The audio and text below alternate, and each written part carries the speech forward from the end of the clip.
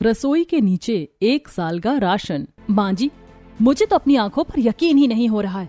आपने इतनी बड़ी बात मुझसे छिपाई। आप मेरे साथ ऐसा कैसे कर सकती हैं? मैं आपकी बहू हूँ, बाहर से आई हुई कोई चोर उचक्की थोड़ी हूँ जो आपने ऐसा किया। रूही बहुत गुस्से में है। वो अपनी सास लता पर चिल्ला रही है। उसके आसपास साल भर के राशन का ढेर लगा हुआ है। तू चिल्ला क्यों रही है और ये गुस्सा किससे दिखा रही है तू? जो भी मैंने किया है वो सब तेरी ही वजह से किया है। मेरी वजह से? ऐसा क्या कर दिया था मैंने जो आपको ये सब करना पड़ गया? रूही गुस्से में लता से झगड़ रही थी। तभी सीढ़ियों से रूही की नंद तारा आती है। तारा अपनी माँ और भाभी को लड़ते हुए देखकर चौंक जाती है। माँ, क्या भाभी को हमारा सीक्रेट पता चल गया? मुझे सब पता चल गया है तारा। अच्छा, मतलब ये बात आप दोनों को पता थी और आप लोगों ने मिलकर मुझसे ये बात छिपाई। मेरे पीठ पीछे इस घर में मेरे खिलाफ ये साजिश रची जा रही थी। मैं सब समझ गई हूँ। आखिर रूही किस साजिश की बात कर रही थी? वो इतने गुस्से में क्यों थी? और इन लोगों के पास साल भर का सारा राशन क्या कर रहा था? वो राशन कहाँ से आया? ये जानने के लिए चलिए कहानी में पीछे चलते हैं। अरे क्या हुआ जानकी, तू ऐसे क्यों रो रही है? बहू तेरी सेवा कर रही है ना? लता और तारा। लता देवरानी जानकी के घर उनसे मिलने गई हुई थी। लता और जानकी घर के आंगन में चारपाई पर बैठकर बातें कर रही थी। तभी अचानक जानकी रोने लगती है। क्या बताऊं दीदी, कैसी सेवा कर रही है वो मेरी। अभी 2 महीने ही हुए हैं ना तेरी बहू को हनीमून से लौटे हुए। वो तो तुझे अच्छा अच्छा बनाकर खिला रही होगी। हाँ दीदी, बहू बना बना कर तो खिला रही है। हाँ तो इसमें रोने वाली क्या बात है? मत पूछो दीदी, ये राशन तो ऐसे बर्बाद करती जैसे इसके बाप ने इसे दहेज में राशन की दुकान ही दे दी हो। आपको पता है दीदी, 1 महीने का राशन हम लोग 4 लोग मिलकर 2 महीने तक चलाते थे। लेकिन जब से बहू ने रसोई संभालना शुरू किया, महीने भर का राशन 15 दिन में ही खत्म हो जाता है। क्या कह रही है तू? 15 दिन में? हाँ दीदी, सब्जी में तो जैसे तेल की नदियाँ बहा देती है। और आटे का क्या बताओ, कुटा हुआ आटा बेकार में बर्बाद करके फेंक देती है। तो तूने उसे कुछ बोला नहीं? उसे टोकना चाहिए था ना। अरे मैंने कल ही उसे टोका था, लेकिन जैसे ही मैंने मैडम जी को टोका, वो तो तुरंत अपना बैग पैक करके अपने मायके जाने को तैयार हो गई। अब तुम ही बताओ मैं क्या करूं? तारा जो पास ही खड़ी ये सब सुन रही थी, वो चारपाई पर बैठती है। उसके चेहरे पर डर और चिंता के भाव आ जाते हैं। लता भी सोच में पड़ जाती है। चाची जी, क्या सच में भाभी ऐसी हैं? और माँ, अगले महीने तो भैया की भी शादी होने वाली है। कहीं हमारी भाभी भी ऐसी ही निकल गई तो हम क्या करेंगे? लता तारा की बातों का कोई जवाब नहीं देती। थोड़ी देर जानकी से बात करने के बाद लता और तारा अपने घर आ जाती है। लेकिन लता के दिमाग में अभी भी जानकी की बहू की हरकतें ही चल रही थी। रात में जब लता सोने के लिए जाती है तब उसे नींद नहीं आती। वो बार बार करवट बदलती है और सोचती है, मैं एक एक राशन को हिसाब से चलाती हूँ, लेकिन अगर मेरी बहू भी जानकी की बहू की तरह राशन बर्बाद करने वाली आ गई तो मेरा क्या होगा? मेरे अर्जुन की सारी कमाई तो ऐसे ही लुट जाएगी। नहीं, मुझे कुछ तो उपाय करना ही पड़ेगा। शादी से पहले ही कोई पुख्ता इंतजाम करना होगा। लता ये सोच रही थी कि तभी अचानक उसके दिमाग में एक जबरदस्त आइडिया आता है। वो अचानक बिस्तर पर उठकर बैठ जाती है। उसके चेहरे पर एक कुटिल और विजयी मुस्कान आ जाती है। हाँ, ये आइडिया एकदम सही है। मैं तो अब ऐसा ही करूंगी।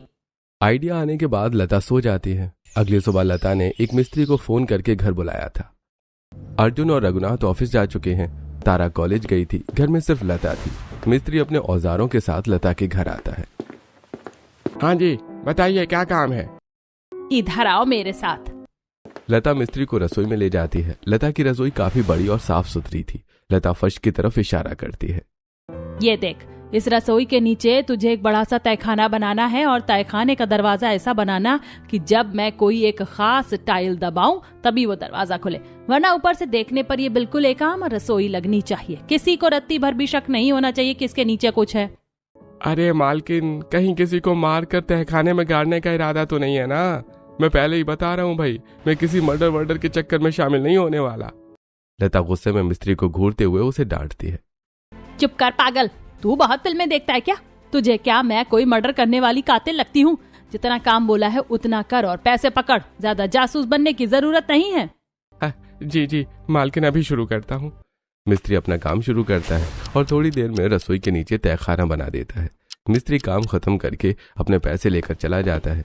मिस्त्री के जाने के बाद लता एक बड़े से राशन की दुकान पर जाती है। वो दुकानदार को एक लंबी चौड़ी लिस्ट पकड़ाती है। भैया ये पूरी लिस्ट देख लो, मुझे पूरे 1 साल का राशन चाहिए। चावल, दाल, आटा, चीनी, तेल के कनस्तर, सब कुछ एकदम बढ़िया क्वालिटी का होना चाहिए और आज ही मेरे घर पहुंच जाना चाहिए। ये लीजिए राशन के एडवांस पैसे, बाकी पैसे राशन घर पहुंचने के बाद मिलेंगे। दुकानदार पैसे लेकर खुश हो जाता है। कुछ देर बाद एक हाथी गाड़ी लता के दरवाजे पर आकर रुकती है। मजदूर बोरियां और कनस्तर उतारने लगते हैं। तारा कॉलेज से लौटती है और इतना सारा सामान देखकर हैरान रह जाती है। अरे माँ, इतना सारा राशन, ये तो पूरे साल भर का राशन लग रहा है। अचानक ये सब क्यों? तारा की बात सुनकर लता मुस्कुराती है और उसे अपने साथ रसोई में ले जाती है। हाँ, साल भर का ही है। लता रसोई में जाकर एक खास टाइल को पैर से दबाती है। अचानक फर्श का एक बड़ा हिस्सा खिसकता है और नीचे जाने के लिए सीढ़ियां दिखने लगती हैं। रसोई के नीचे एक बड़ा सा तहखाना था। ये सब क्या है माँ? तूने ही तो कल कहा था ना कि अगर हमारी भाभी भी राशन उड़ाने वाली निकली तो क्या होगा। बस उसी का उपाय निकाला है मैंने। वाह माँ, आप तो बहुत तेज निकली। आपने तो इतना अच्छा उपाय ढूंढ निकाला है कि आपकी हालत कभी भी बड़ी मम्मी जैसी नहीं होगी। और क्या, अब हम ये सारा राशन इस रसोई के नीचे छिपा देंगे। ये बात सिर्फ हम दोनों को ही पता होगी। लता और तारा मिलकर सारा राशन, आटे की बोरियां, चावल के कट्टे, दालों के पैकेट, तेल के कुछ डिब्बे, सब कुछ रसोई के नीचे अच्छे से सजाकर रख देती है। समय बीतता है। अर्जुन और रूही की शादी हो जाती है। लता की बहू रूही घर आ जाती है। शादी के रात में लता चुपके से रसोई में आती है। वो टाइल्स को पैरों से दबाते हुए सोचती है, कल बहू की पहली रसोई है, मुझे अभी राशन लाकर रख देना चाहिए। लता रसोई के नीचे जाती है और वहां से राशन लाकर रसोई के स्लैब में रख देती है। अगले दिन जब रूही सोकर उठती है तब आज तो मैं अपने हाथ का टेस्टी खाना खिलाकर सभी का दिल जीत लूंगी। रूही लाल साड़ी में सजी धजी, हाथों में चूड़ा पहने अपनी पहली रसोई की रस्म करने के लिए रसोई में आती है। रसोई में घुसते ही उसकी नजर स्लैब पर पड़े सामान पर पड़ती है, जहां सारा राशन, आटा, चीनी, चावल पॉलीथीन की थैलियों में रखा हुआ है। अरे, राशन तो डब्बों में होता है, यहाँ सब कुछ प्लास्टिक की पन्नियों में क्यों रखा है? शायद माँ जी मेरी मदद करना चाहती होंगी। उन्हें लगा होगा कि मुझे अभी डब्बों के बारे में कुछ पता नहीं है, इसीलिए उन्होंने मेरी सहूलियत के लिए बाहर से अलग से राशन मंगवाकर पन्नियों में रख दिया है। कोई बात नहीं, चलो काम तो आसान हो गया। रूही पूरी लगन से खाना बनाना शुरू करती है। वो तय करती है कि वो पूरी, सब्जी और मीठे में खीर बनाएगी। रूही खीर बनाने के लिए एक बड़ा सा बर्तन गैस पर चढ़ाती है। खीर में थोड़ा दूध ज्यादा डाल देती हूँ, इससे खीर एकदम क्रीमी और मलाईदार बनेगी, सबको बहुत पसंद आएगी। वो खीर में ढेर सारा दूध डाल देती है। उसके बाद वो कढ़ाई में पूरियां तलने लगती है, लेकिन वो टिश्यू पेपर से पूरी का तेल सोखना भूल जाती है। रूही का पूरा परिवार डाइनिंग टेबल पर बैठा था। रूही सबको खाना परोस रही थी। उसके खाने से बहुत अच्छी खुशबू आ रही थी। सभी खाना खाते हैं। अरे वाह बहू, खीर तो बहुत ही स्वादिष्ट बनी है। सच में रूही, पूरियां भी कितनी अच्छी और एकदम कुरकुरी बनी है, मजा आ गया। रघुनाथ और अर्जुन को तो रूही के हाथ का खाना बहुत पसंद आता है, लेकिन लता का ध्यान खाने के स्वाद पर कम और खाने में इस्तेमाल हुई चीजों पर ज्यादा है। उसकी तेज नजरें खीर की गाढ़ी मलाई और पूरियों से टपकते तेल को देख रही थी। हे भगवान, इस खीर में तो इसने ना जाने कितना दूध डाल दिया और ये पूरियां, इनमें तो तेल ही तेल नजर आ रहा है। ये पक्का बहुत सारा तेल कढ़ाई में डालकर बर्बाद कर रही है। मेरा शक बिल्कुल सही था, मेरी बहू भी जानकी की बहू जैसी ही है। अगर मैंने रसोई के नीचे 1 साल का राशन तहखाने में छुपाने का फैसला ना लिया होता तो ये तो मेरा घर ही लुटा देती। क्या हुआ माँ जी, आपको खाना पसंद नहीं आया क्या? नहीं बहू, ऐसी कोई बात नहीं, खाना बहुत ही टेस्टी है, मजा आ गया खाकर। सभी को खाना खिलाने के बाद रूही अपने घर के कामकाज में लग जाती है। रूही रात का खाना बनाने के लिए फिर से रसोई में जाती है। तब वो स्लैब और अलमारियों को देखती है। अभी भी सारा राशन पॉलीथीन में ही रखा हुआ था। अरे, अभी भी दाल, चावल, मसाले पॉलीथीन में रखा है। इस घर में राशन के असली डब्बे कहाँ हैं? रोज रोज पन्नियों से निकालकर खाना बनाना तो बहुत मुश्किल होगा। मुझे माँ जी से पूछना ही पड़ेगा कि उन्होंने राशन के कंटेनर्स कहाँ रखे हैं। रूही रसोई से बाहर निकलकर हॉल की तरफ बढ़ती है। हॉल में लता बैठी टीवी देख रही थी।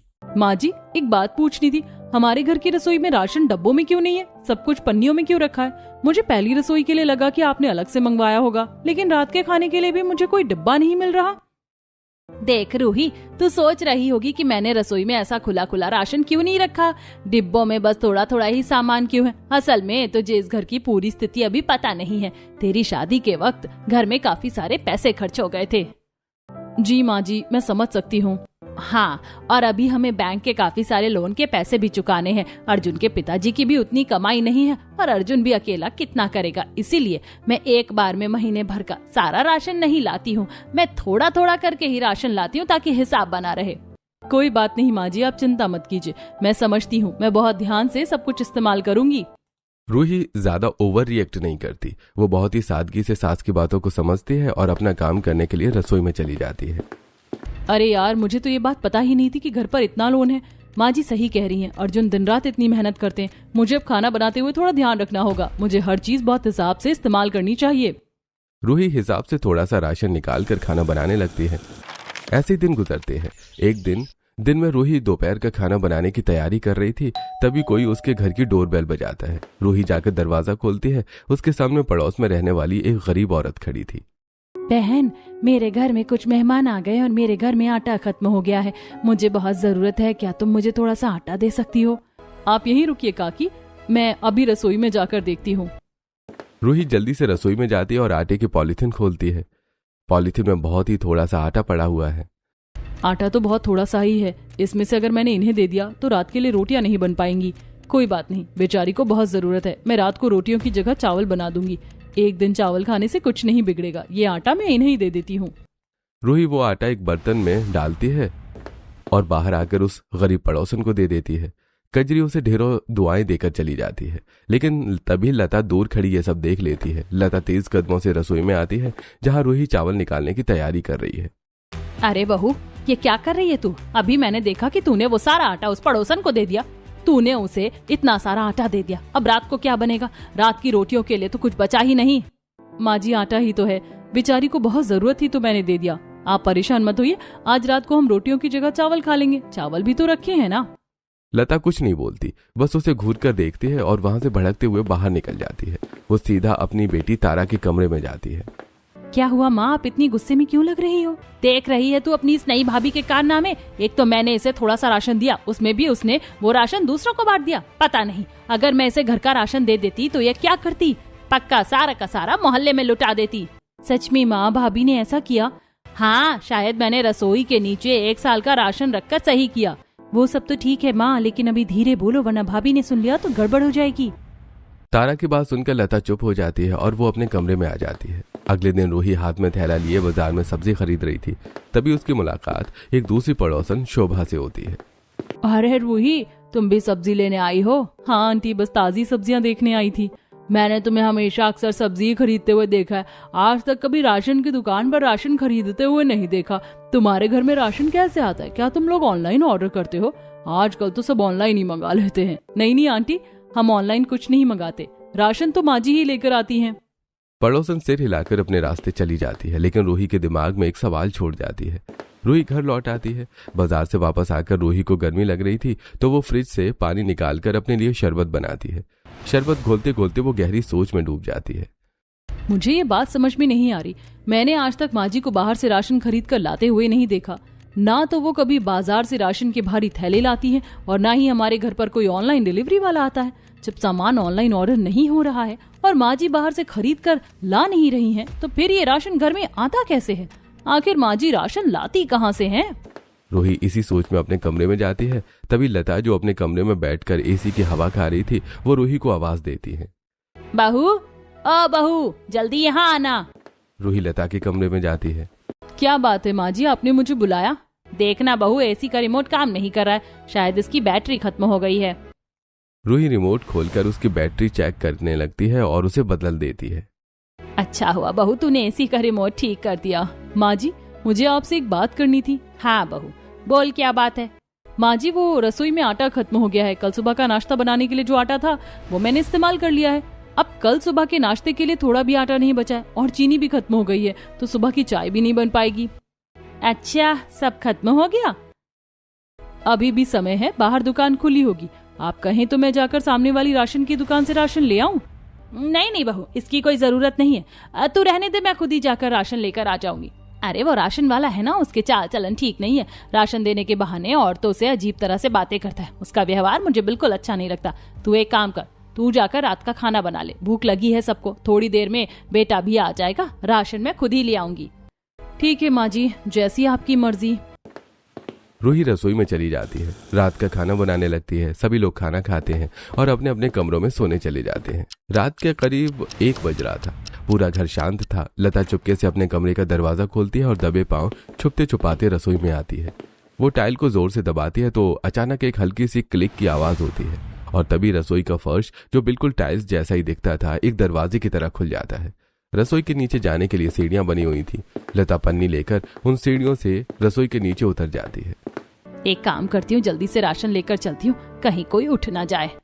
रसोई के नीचे ट्यूबलाइट जलती है। नीचे बड़े बड़े बोरे रखे थे। लता जल्दी जल्दी आटा, चीनी, तेल पन्नियों में भरती है। आधी रात को तारा पानी पीने के लिए रसोई में आ रही थी। तभी उसकी नजर रूही पर जाती है, जो अपने कमरे से निकल रही थी। तारा जल्दी से रसोई में जाती है और देखती है कि रसोई का नीचे का दरवाजा खुला हुआ है। वो जल्दी से टाइल्स दबाकर दरवाजे को बंद कर देती है। रसोई के नीचे अंधेरा हो जाता है। अरे ये दरवाजा किसने बंद कर दिया? मैं अंदर हूँ, मुझे बाहर निकालो। अरे भाभी, इतनी रात को आप यहाँ क्या कर रही हैं? रसोई के दरवाजा बंद होते ही लता काफी घबरा जाती है। तभी तारा लता को सिचुएशन समझने के लिए रूही से जोर जोर से सवाल पूछती है। तारा, तुम्हारे भैया को इतनी रात में मैगी खानी है तो उनके लिए मैगी बनाने के लिए आई हूँ। रूही मैगी बनाना शुरू करती है। वहीं रसोई के नीचे बंद होने की वजह से लता पसीने से पूरी तरबतर हो गई थी। उसे सांस लेने में तकलीफ हो रही थी और उसे घुटन महसूस हो रही थी। कोई दरवाजा खोलो, मेरा दम घुट रहा है, भगवान मुझे बचा ले। ऊपर रसोई में तारा को लता की हालत का अंदाजा था। अरे भाभी, इतनी रात को मैगी कौन खाता है? भैया को बोलो ना कुछ और खा ले, चिप्स वगैरह रखे होंगे वो खा ले। नहीं तारा, उन्होंने तो मुझे कहा है कि मैगी बना कर लाओ। मुझे मैगी बनानी पड़ेगी, वरना तुम तो जानती हो ना भैया को। ठीक है भाभी, आप जल्दी से मैगी बना लीजिए। रूही जल्दी से मैगी बनाती है और मैगी को कटोरी में डालकर वापस अपने कमरे में चली जाती है। रूही के जाते ही तारा चैन की सांस लेती है और जल्दी से रसोई के नीचे जाने वाला दरवाजा खोलती है। रसोई के नीचे वाला दरवाजा खुलते ही लता पसीने से लथपथ, हांफते हुए और बुरी तरह घबराई हुई बाहर निकलती है। वो जमीन पर बैठ जाती है। अरे पागल लड़की, ये क्या किया था तूने? मुझे मारने का इरादा था क्या? मुझे अंदर बंद कर दिया तूने। माँ, मैंने आपको अंदर बंद नहीं किया था। वो तो रूही भाभी रसोई में आ गई थी और रसोई के नीचे जाने वाला रास्ता खुला था, इसीलिए मुझे जल्दी में दरवाजा बंद करना पड़ा। क्या रूही आ गई थी? हाँ माँ, वो मैगी बनाने आई थी। आपको तो मुझे थैंक यू बोलना चाहिए जो मैंने आपके सीक्रेट को बाहर आने से बचा लिया, वरना अगर भाभी को पता चल जाता तो सोचिए क्या होता। हाँ, चल अच्छा किया तूने। अब तू जा यहाँ से, मैं राशन रख देती हूँ और फिर सो जाती हूँ। लता राशन रखती है और दोनों अपने अपने कमरों में चली जाती है। ऐसे ही दिन गुजरते हैं। एक दिन तारा की कुछ सहेलियां घर आती हैं। तारा उनसे बातें करते हुए उन्हें अपने कमरे में ले जाती है। चलो चलो मेरे कमरे में बैठो, हम आज पार्टी करेंगे। मैं पास्ता बना कर लाती हूँ, फिर मजे करेंगे हम लोग। तारा रसोई में जाती है और देखती है कि रसोई में पास्ता खत्म हो गया है। पास्ता तो है ही नहीं है, बाहर से पास्ता लाने में तो काफी टाइम लग जाएगा। एक काम करती हूँ, रसोई के नीचे जाकर पास्ता ले आती हूँ। तारा सीधे टाइल को दबाती है और नीचे का दरवाजा खोल लेती है। वो तेजी से अंदर जाती है और एक डिब्बे से पास्ता निकालकर बाहर आ जाती है। जैसे वो बाहर निकलकर दरवाजा बंद करती है, अचानक पीछे से कोई उसके कंधे पर हाथ रखता है। तारा चौंक कर पलटती है। सामने लता खड़ी है। उसका चेहरा गुस्से से लाल है। माँ, आपने तो मेरी जान ही निकाल दी थी अभी। तूने मेरी जान निकाल दी। तू रसोई के नीचे क्यों गई थी? माँ, मेरी सहेलियां आई हैं, सबको पास्ता खाना था और रसोई में पास्ता खत्म हो गया था, इसीलिए मैं नीचे से पास्ता लेने गई थी। तेरा दिमाग खराब तो नहीं हो गया है? अगर रूही ने देख लिया तो हमारा सीक्रेट उसे पता चल जाता। अगली बार तूने ऐसा कुछ किया ना तो मैं तेरी टांगे तोड़ दूंगी, बता रही हूँ।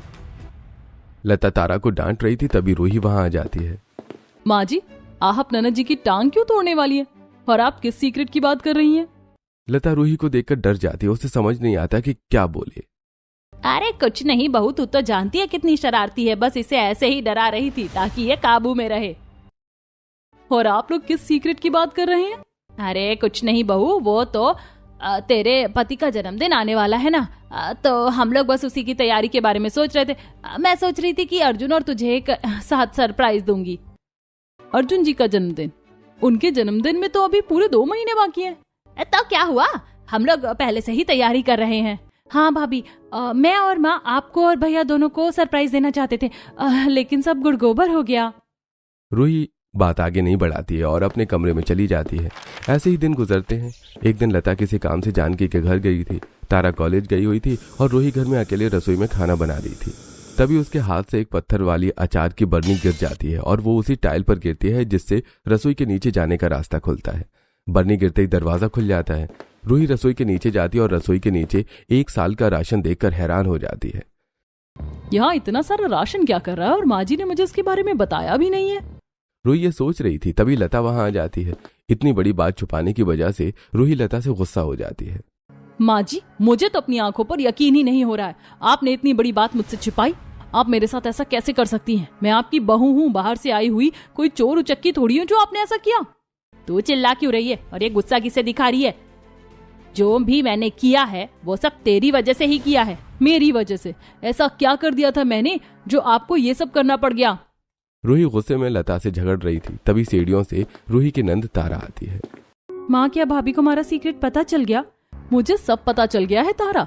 अच्छा, मतलब ये बात आप दोनों को भी पता थी और आप लोगों ने मिलकर मुझसे ये बात छिपाई। मेरे पीठ पीछे इस घर में मेरे खिलाफ ये साजिश रची थी। मैं सब समझ गई हूँ।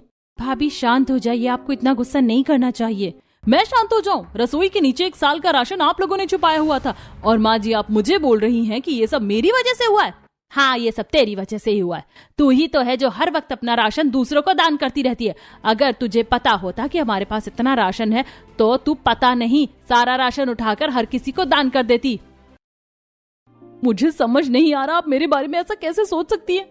उस दिन उस औरत को बहुत ज्यादा जरूरत थी, इसीलिए मैंने उसे थोड़ा सा राशन दिया था। बहू, तूने पहली ही रसोई के दिन इतना सारा दूध डालकर खीर बनाई थी और पूरी कितने सारे तेल में बनाई थी बता? तूने तो आते के साथ ही मेरा राशन उस दिन ही कितना खाली कर दिया था।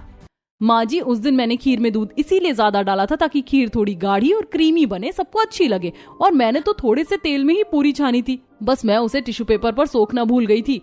आपने मुझे बिना जाने मुझे जज कर लिया। बताइए माँ जी, आपने ऐसा क्यों किया? इतना कहते कहते रूही का गला भर आता है और वो बहुत रो रही थी।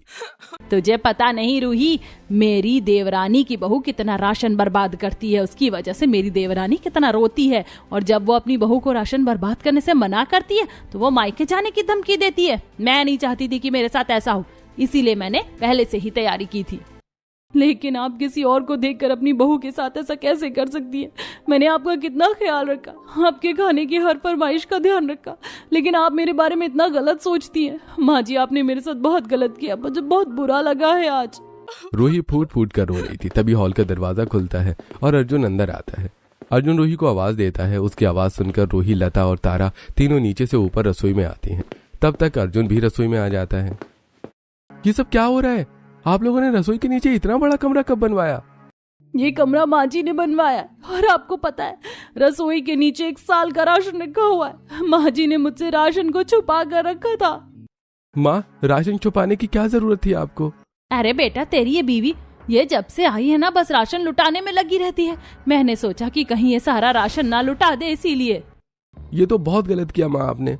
ये बेचारी तो जिस दिन से आई है उस दिन से इस घर को अपना मानकर इसे कितने अच्छे से संभाल रही है और कितने प्यार से हम सबके लिए खाना बनाती है, पर इसे आपने अपनाया ही नहीं। इस बार आपने सही नहीं किया है माँ। रूही को रोते हुए देखकर और अपने भाई की बात सुनकर तारा को अपनी गलती का एहसास होता है। माँ, शायद हमने भाभी को बहुत जल्दी जज कर लिया था। हमें ऐसा नहीं करना चाहिए था। भैया और भाभी सही कह रहे हैं। मुझे लगता है कि आपको भाभी से माफी मांग लेनी चाहिए।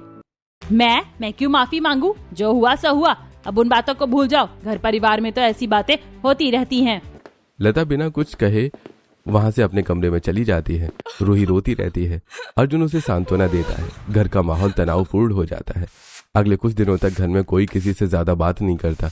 रूही चुपचाप अपना काम करती है और लता भी उससे आंखें चुराती है। कुछ महीने बीत जाते हैं। एक दिन शहर में भयानक आंधी तूफान आता है। बाहर आसमान काला हो चुका था। अरे बहू, जल्दी से कपड़े लेकर आ, बहुत तेज बारिश होने वाली है। जी माँ जी, मैं छत पर कपड़े लेने ही जा रही हूँ। रूही छत से भागकर कपड़े उतार कर लाती है, लेकिन तब तक झमाझम बारिश होने लगती है। बारिश रुकने का नाम ही नहीं लेती। लगातार 4-5 दिन तक मूसलाधार बारिश होती है। सड़कों पर पानी भर जाता है। घर के अंदर भी सीलन आने लगती है। 5वें दिन पानी थोड़ा कम होता है। तारा टीवी पर न्यूज देख रही थी। माँ देखो ना, न्यूज में दे रहा है कि पानी जो है वो राशन की दुकानों में भी चला गया है। लोगों के घरों में राशन सड़ गया है। अभी तो बाहर से कुछ खाने को मिलेगा भी नहीं। अच्छा हुआ माँ जो आपने रसोई के नीचे 1 साल का राशन रखा हुआ है। कम से कम हमारे पास तो खाने को है। हाँ, हमें भी चलकर देखना चाहिए कहीं वो खराब तो नहीं हो गया। पूरा परिवार रसोई की तरफ दौड़ता है। लता कांपते हाथों से टाइल दबाती है। नीचे का दरवाजा खुलता है। अंदर का नजारा देखकर सबकी आंखें फटी की फटी रह जाती हैं। रसोई के नीचे थोड़ा पानी आ गया था, लेकिन राशन भीगा नहीं था। अरे बेटा, हमारा राशन बाल बाल बच गया। ये पानी से भीगे उससे पहले चलो इसको जल्दी से ऊपर लेकर चलो। अर्जुन, रूही, लता और तारा सब मिलकर सारे राशन के बोरों और डिब्बों को ऊपर हॉल में खींच कर लाते हैं। सारा राशन सही सलामत देखकर लता को बहुत खुशी होती है। हॉल का दरवाजा खुला था। तभी वहां से पड़ोस की एक औरत गुजरती है। उसका चेहरा उतरा हुआ था। वो खुले दरवाजे से अंदर झांकती है। माँ जी थोड़ा सा राशन हमें दे दीजिए। मेरा बच्चा 4 दिन से भूखा, घर में पानी भर जाने से सब बह गया और अगर उसे खाना नहीं मिला तो वो मर जाएगा। प्लीज हमारी मदद कर दीजिए। लता कुछ नहीं बोलती। वो चुपचाप अपने राशन को देख रही थी, लेकिन इतने दिन से चुप रहने वाली रूही अब आगे आती है। माँ जी, भगवान जी ने हमारा राशन खराब होने से बचा लिया, वरना आप सोचिए अगर ये भीग जाता तो हमारा कितना नुकसान हो जाता। भगवान ने हमारी मदद की है। मुझे लगता है कि हमें अब दूसरों की मदद करनी चाहिए। अभी लोगों को राशन की बहुत जरूरत है। हाँ माँ, भाभी सही कह रही है। आप टीवी में देखिए कितने गरीब लोग हैं जो बारिश की वजह से भूख से बेहाल हो रहे हैं। लता रूही की तरफ देखती है। उसके दिमाग में एक कश्मकश चल रही थी। वो रोती हुई राधा की तरफ देखती है और फिर अपने राशन की तरफ और फिर अपनी बहू की तरफ। उसका दिल पिघल जाता है। तो सही कह रही है बहू, हमारे पास इतना सारा राशन है। अगर हम ऐसी हालत में दूसरों की मदद करते हैं और हमारे राशन से किसी भूखे का पेट भरता है तो इससे बड़ा पुण्य क्या होगा। तुम राधा को राशन दे दो और हम लोग बाकियों को भी राशन देने चलते हैं। लता की बात मानकर रूही राधा को जरूरत भर का राशन दे देती है। फिर लता, रूही, अर्जुन और तारा मिलकर जल्दी जल्दी अपने राशन को पन्नियों में भरते हैं। वो बाहर पानी में खड़े लोगों को राशन बांटने लगते हैं। अरे वाह, आप लोग तो बहुत अच्छे लोग हो। भगवान आपका भला करे माँ जी, आपने हमारी बच्चों की जान बचा ली। लोगों की दुआएं सुनकर लता की आंखों में आंसू आ जाते हैं। उसे अपनी गलती का एहसास होता है। वो पलटकर रूही को देखती है जो मुस्कुराते हुए लोगों की मदद कर रही थी। मेरी बहू सच में बहुत अच्छी है। मैंने दूसरों की बहू को देखकर उस पर शक किया और उसे इतना दर्द दिया, लेकिन आज उसी की समझदारी से हम लोगों की मदद कर पा रहे हैं। राशन बांटने के बाद सब घर के अंदर आते हैं। लता रूही के पास जाती है और उसके सिर पर प्यार से हाथ रखती है। मुझे माफ कर दे बहू, मैंने तुझे समझने में बहुत देर कर दी। तू इस घर की लक्ष्मी है। आज के बाद मैं तुझसे कुछ नहीं छुपाऊंगी। रूही अपनी सास के गले लग जाती है। अर्जुन, रघुनाथ और तारा मुस्कुराते हुए ये सब देखते हैं। अब राशन रसोई के नीचे नहीं बल्कि रसोई में डिब्बों में रहने लगा था। रसोई के नीचे अब कोई कमरा नहीं था। लता रूही पर भरोसा करने लगी थी। रूही के दिल में भी किसी के लिए कोई शिकायत नहीं थी। रूही के ससुराल में अब सब रूही से प्यार करते और उस पर भरोसा करने लगे थे।